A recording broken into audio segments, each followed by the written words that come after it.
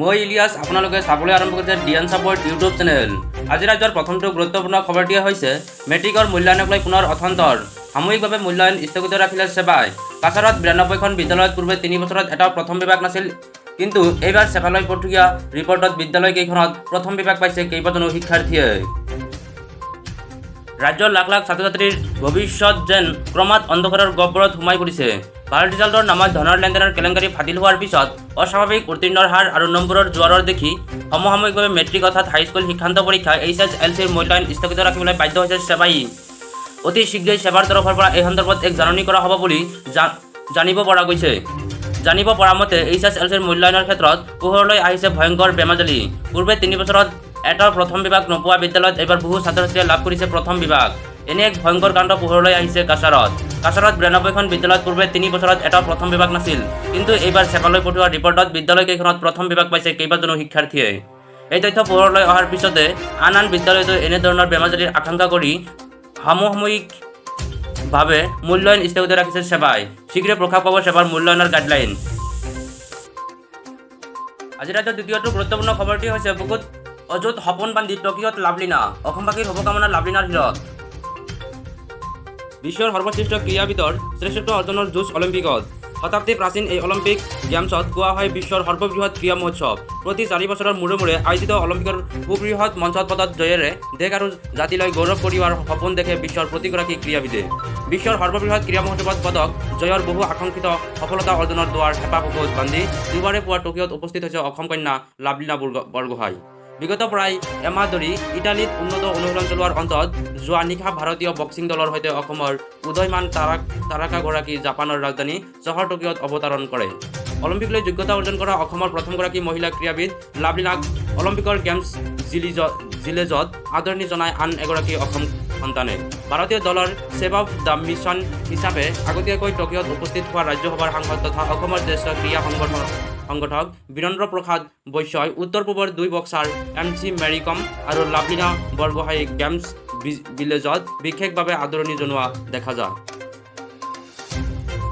উল্লেখ্য যে বিশ্ব বক্সিং চেম্পিয়নশ্বিপত দুবাৰকৈ ব্ৰঞ্জৰ পদক জয়েৰে ৰাজ্যলৈ ইতিমধ্যে গৌৰৱ কঢ়িয়াই অনা গোলাঘাটৰ বিৰল প্ৰতিভাৱান বক্সাৰ লাভলীনাই টকিঅ' অলিম্পিকৰ আৰম্ভণিৰ দিনাই ৰিঙত নামিব।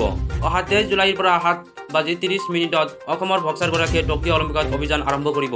তেওঁ 69 কেজি ৱেল্টাৰ ইট শাখাত ভাৰতত প্ৰতিনিধিত্ব কৰিব। 2017ৰ এছিয়ান বক্সিং চেম্পিয়নশ্বিপত ব্ৰঞ্জৰ পদক অৰ্জন কৰি প্ৰথমবাৰৰ বাবে ভাৰতীয় ক্ৰীড়া জগতত পৰিচয় লাভ কৰা দৃঢ়মনা বক্সাৰগৰাকী ভাৰতীয় অলিম্পিক দলৰ অন্যতম পদত প্ৰত্যাশী।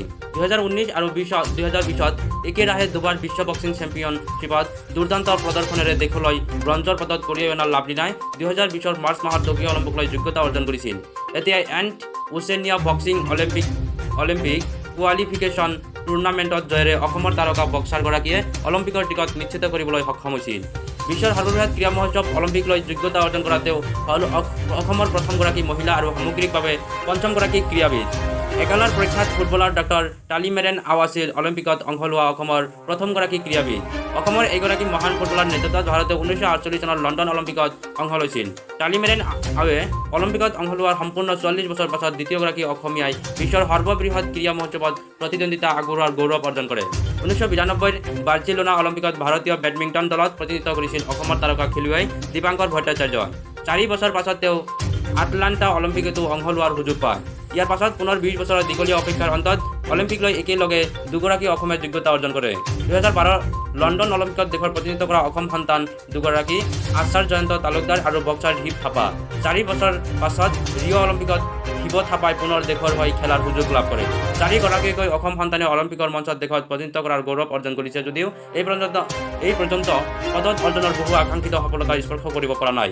অসম তথা উত্তৰ পূৰ্বাঞ্চলবাসীক এই অপূৰ্ণ সপোন সাৰ্থক কৰাৰ সংকল্প লৈ টকিঅ'ত ভৰি থোৱা দৃঢ়মনা লাভলীনাই পুনৰ আশা সজীৱ কৰিছে ক্ৰীড়ানুৰাগীৰ। বক্সিং ৰিঙত প্ৰতিদ্বন্দ্বিতা শক্তিশালী প্ৰাণ প্ৰতিহত কৰি অসম কন্যাই অহা 23 জুলাইত টকিঅ'ত অসম্ভৱ সম্ভৱ কৰি তোলাৰ মৰণপণ যুঁজত নামিব। ফুটবলাৰ টালিমেৰেন আও, বেডমিণ্টন খেলুৱৈ দীপাংকৰ ভট্টাচাৰ্য, বক্সাৰ শিৱ থাপা আৰু আচাৰ জয়ন্ত তালুকদাৰ বিশ্বৰে সৰ্ববৃহৎ ক্ৰীড়া মহোৎসৱ অলিম্পিকত সম্ভৱ কৰিব নোৱাৰা অসম্ভৱক লাভলীনাই কিদৰে বাস্তৱিত কৰে সেয়া লক্ষণীয় হ'ব।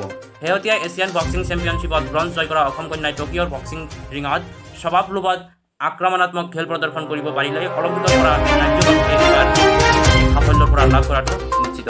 ধন্যবাদ আমাৰ এই ভিডিঅ'